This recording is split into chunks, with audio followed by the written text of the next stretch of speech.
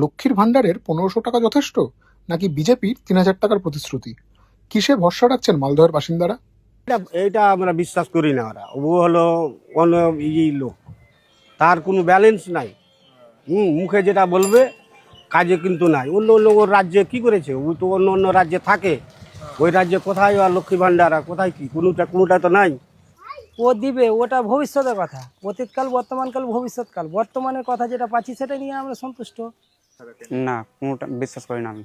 ১৫ লাখ টাকা দিবে বলেছিল, এটা যায়নি। ওটা ৩,০০০ টাকা যেটা বলছে বিজেপি সরকার দেবে, সেই ৩,০০০ টাকা দেওয়া আমাদের মতে একটা শিক্ষিত ছেলে, আপনি একটা শিক্ষিত ছেলে, আমি একটা শিক্ষিত ছেলে, আমাদের পক্ষে মানে একটা কমন সেন্সের ব্যাপার যে ৩,০০০ টাকা দেওয়া সম্ভব নয়।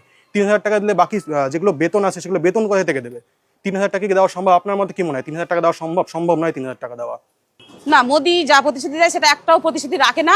ওনারা যা বলে সব ভাওতাবাজি, শুধু ভোট নেওয়ার জন্য বলছে দিবে, আগামী দিনে ৩,০০০ বলছে তো ৩ টাকাও দিবে না। ওরা সব সময় মিথ্যা প্রতিশ্রুতি দিয়েছে। ওরা কখনো ৩,০০০ টাকা দেবে না, বলছে যে সবার অ্যাকাউন্টে 3,000 টাকা করে দিব।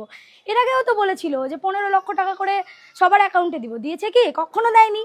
বিহারেও তো 10,000 টাকা করে সবার কিছু জনের অ্যাকাউন্টে দিয়েছিল। এখন কি করেছে? এখন তো সবার বাড়িতে নোটিশ গেছে ওই টাকাটা ফেরত দেবার জন্য। ফলো করুন আনন্দবাজার.com।